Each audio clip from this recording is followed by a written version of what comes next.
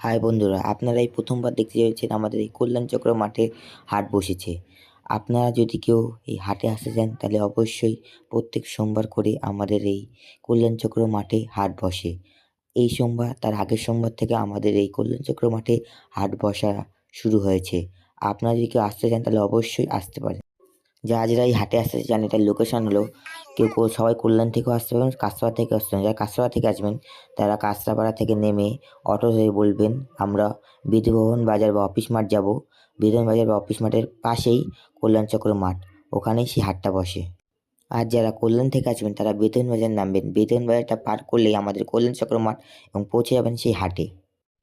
আপনারা দেখতেই পাচ্ছেন শীতকাল বলে শীতের পোশাক বেশি। এরপর যখন যেরকম ঋতু পরিবর্তন হবে ওইরকম গরমকালে আসলে গরমের জামাকাপড় বেশি বিক্রি হবে এবং বৃষ্টিকাল বর্ষাকালে বর্ষা জামা বেশি বিক্রি হবে। এবং ভিডিওটি ভালো লাগলে অবশ্যই লাইক কমেন্ট শেয়ার করে যাবেন।